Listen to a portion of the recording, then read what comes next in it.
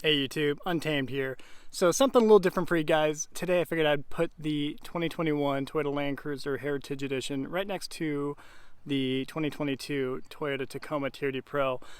So you guys have been following my channel, you know these are both of my vehicles here and are only two that we have at the moment. And personally, I love this. I love this combination. You know, in my opinion, it is the best of both worlds. You do have a truck bed. Granted, it's not the largest truck. It's not a full-size Toyota Tundra, which a lot of people can maybe gripe about that in ownership of a smaller mid-sized truck like this. But for what my family needs, I think this is perfect, and I'll explain why in this video. So I'm gonna do a direct side-by-side. I'm not gonna do super in-depth, but I'm gonna look at the interiors of both of them, talk through the numbers a little bit too, and I'll show you underneath each of them too, to kind of just show you a side-by-side difference. The biggest notable difference between the two really is the price tag, of course, right? So brand new, the Land Cruiser here was $89,000 and some change, MSRP, right? I mean, granted, nowadays they have gone up tremendously because they're no longer offering them in the United States. Right, so 2021 was the final year for the Land Cruiser 200 series, and they're not bringing the 300 series, at least as of right now, they're not bringing that to the United States. Whereas we do get the Lexus LX 600, that next generation of this platform, which is still good that we get something, right? This is the 2022 third gen Toyota Tacoma. And of course, it being the electric line metallic, it is a TRD Pro here. They're offering that in 2023, but we think 2024 will be the final, or will be the next generation, the fourth generation Tacoma.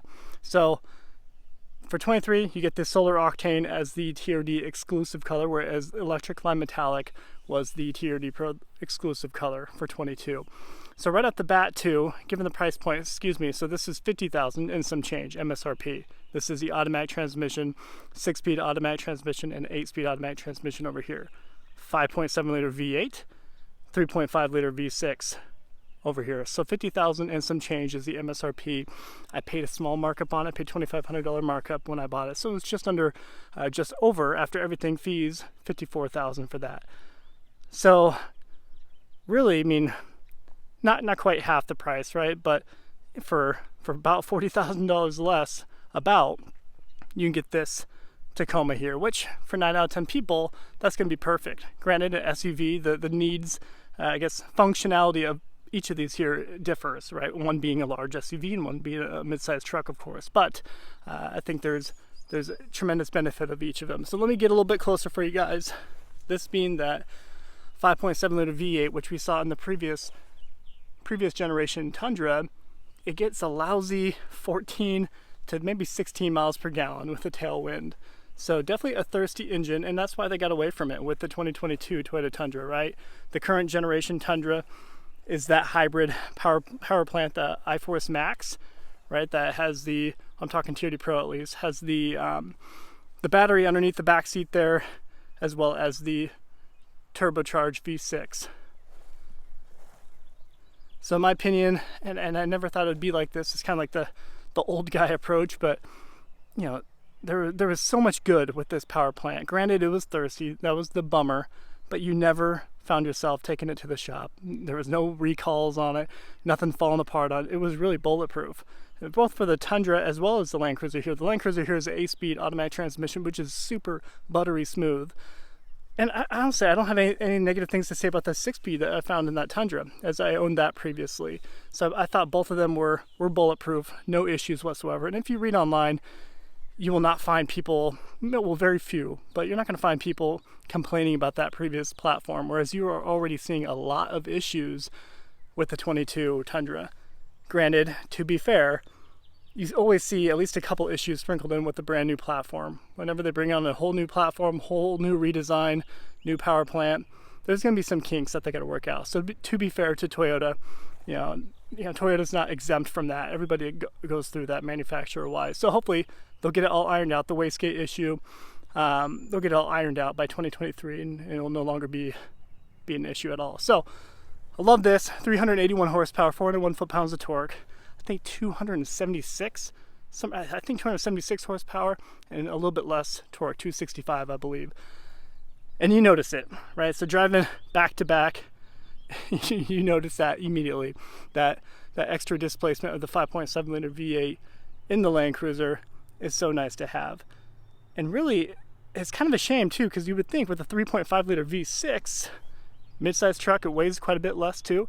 You think you'd be getting better fuel economy, and I have not been. I think I've been averaging just over a 17 combined, and although that's not terrible, I don't know, I would still hope for more. Granted, you know, we're going to definitely see more with the next 2024 is what we're thinking Toyota Tacoma, as it will have a 4-cylinder turbocharged variant hybrid too, right? So we're expecting to get over 20 miles per gallon easily in that, perhaps even closer to 25. We'll see. It's all speculation. But that is a little bit of a drag, especially since it is, you know, so much far less horsepower and torque in the Tacoma here. You would just hope for at least getting over that 20 miles per gallon. But neither here or there. When it comes to functionality, you guys know I'm not an avid off-roader, and nor will I pretend to be for you guys. I've always been more so concerned about, you know, I love the simplicity of Toyota. I love the reliability of it, and yeah, I love the brand. And you guys know I've become a huge advocate for Toyota for it. I love the simplicity of the Tacoma here, and I do think we're going to lose that with the 2024. All that tech that we see in the 2022 Tundra right now, I think, is going to be poured and carried over into the next generation Tacoma. And I think that will dilute it a little bit, in my personal opinion. I think a lot of people enjoy Toyota because of the simplicity of them. And you still have that at its core, really between both of these here, the 200 series and this 3rd gen. I'll pop in here. Do a reminder of just how simplistic it is. It's just a raw, visceral feeling vehicle. You know? Nothing too flashy, nothing too luxurious by any means. Straight to the point, black. I do like the fact that the Tacomas, the 3rd gen here, actually has a black roof liner. That's cool. And a simplistic, normal, non-pano sunroof. Less to break, I think. And I'll say, I don't think I would have heartburn if it didn't have a sunroof, but I know some people really like them.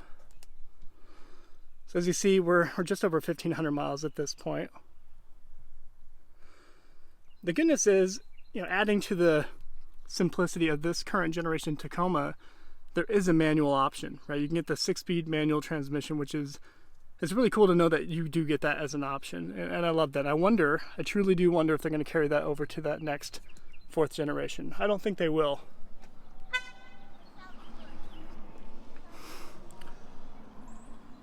So again, super simplistic. I, being a 5'9" cat, find this actually super comfortable. Granted, you know, a lot of people will complain that it feels kind of like a go-kart seating position. I personally love it, and it's perfect for my height. Here is the back seat here with 3 car seats jammed in here. Not an ideal setup by any means, but it works. I'll leave it at that. It works. Here is the small bed here, but at least it's something, and it's better than nothing. And I tell you what, just being able to throw anything dirty back here, like if I want to throw in a lawnmower, I could do that without worrying or messing up the back seat at the back of an SUV, getting it dirty. So I'll show you the front end of each of them and do kind of a side by side. So this I didn't love at first, just because I thought it was, hey guys, thought it was how's it going, guys? We'll see ya. Busted.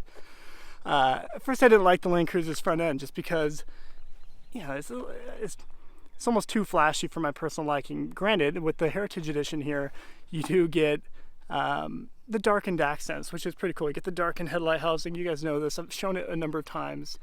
But I do think this really is a huge selling point in the Land Cruiser. On the non-Heritage Edition, you get the chrome headlight housing, which I think looks kind of bland. You know, I mean, for the non-trained eye, when you look at this, you see a glorified Toyota Highlander, right? Yeah, it's nothing too flashy, nothing to write home to mom about. No wide fender flares. It's kind of a simple, basic-looking SUV, and I've really grown to love that. So it definitely is a matter of personal preference and taste. I understand.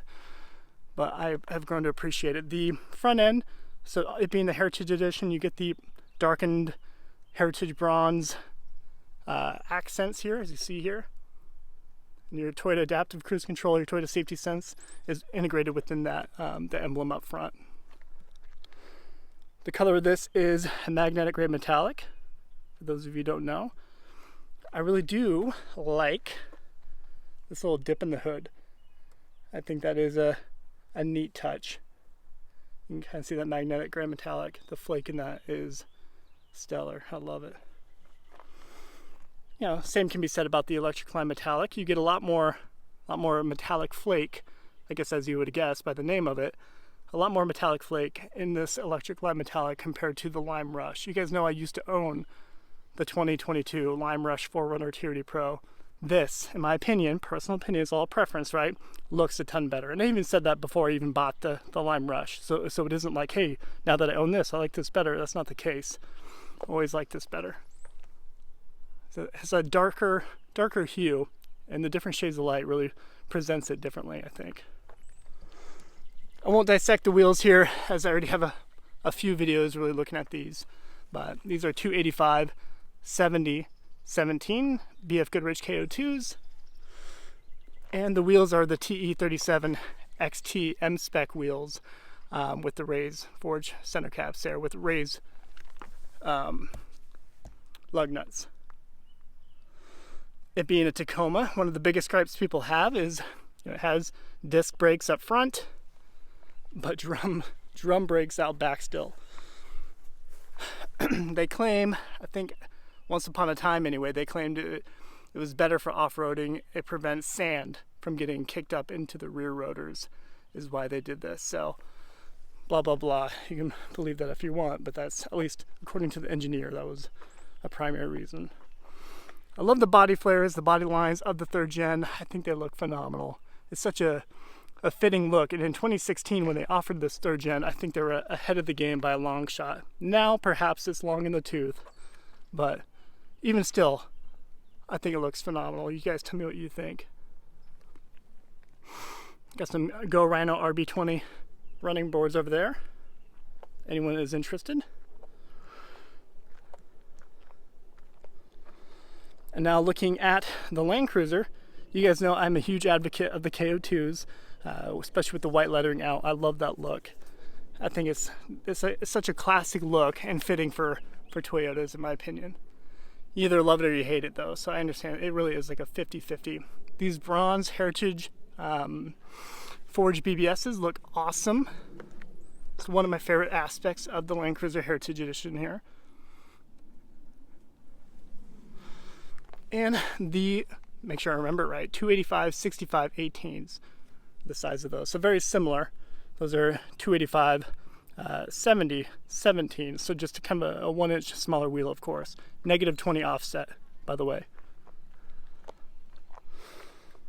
I love this heritage badge, the classic Toyota Land Cruiser badge.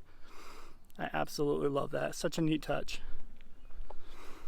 And the old archaic, classic now, almost nostalgic rear tail lights on the Land Cruiser. I remember really hating that at the beginning when I first saw this, but again, it's grown on me a ton, and I've developed quite the bias, I understand.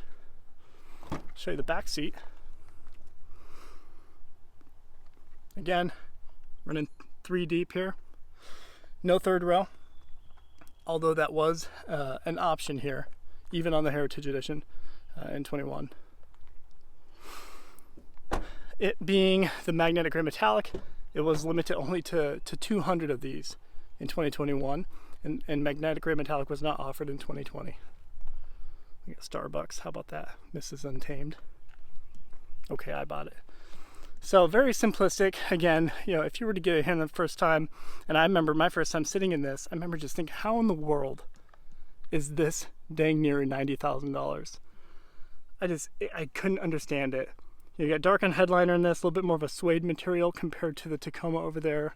The Tundra, as well as the 4Runner and Sequoia, all have a tan headliner, which is kind of a drag. I'm not sure what the current Tundra do. I think they actually might have the black in the current Tundra. I'm speaking the 21 and older. This is perhaps, I think, the biggest downfall of the Land Cruiser. You know, this is very much dated at this point. This entire system is, and I mentioned it before, I won't totally beat a dead horse, but it's pretty antiquated at this point. And even for the climate control, you have to get involved with the system in order for you to like use a touch screen and just touch a bunch of buttons in order to actually adjust your climate control within it. So it's not as intuitive, not as simple and straightforward as you would find in that Tacoma over there, whereas you just have two knobs, temperature and fan speed, really, and you can hit the button for the mode.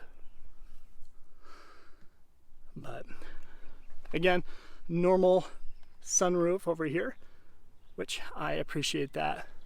In this, really, I think I average between 13 and 14 really miles per gallon with these tires on it. So in today's day and age, with the over $5 per gallon, it's definitely hitting the wallet. But like I said, even though I'm paying that, I would much rather do that than save maybe $100, a couple $100 a month, and get something less reliable. So I am a-okay with that. Both of them do have that 20% window tint, ceramic window tint on the sides, all around the sides, and 50%, 50, on the front windshield, which I have grown to really appreciate ceramic window tint just because it keeps the cabin cooler. I really like that. I'll show you the back hatch here. So a lot more space in this, and this has been perfect for the family. I have truly considered, you guys know this, I've considered getting the new Sequoia, right? So when that comes out, getting it perhaps a solar octane Sequoia TRD Pro, the 2023. It is tempting because it will fit the family better, right? I mean, although this works, we're still scrunched in here a bit. We'll continue to make it work, but as the kiddos perhaps move to booster seats rather than actual full-up giant car seats, it might be better for us. So I think I'm gonna try to hold out as long as I can with the Land Cruiser here before really crumbling and getting that larger third row and more space in the vehicle. But let me know what your thoughts are. Let me know if you would consider capitalizing on the crazy market of the Land Cruiser. You know, this will probably sell for 115, 120 at the moment, in today's market anyway. But let me know what you would do. And again, they're not making this anymore, so it's tough to, once I sell it, it's gone. Then you got to pay an extra premium to get it down the road. And that's kind of a tough pill to swallow. So I think I've spoken plenty in this video. Really just want to show both of them to you side by side, I guess nose to nose really, and to see what your thoughts were. Which one do you like better? Should I keep a hold of the Land Cruiser here, or should I consider getting a larger vehicle with a third row? So as always, I appreciate you watching. Until next time.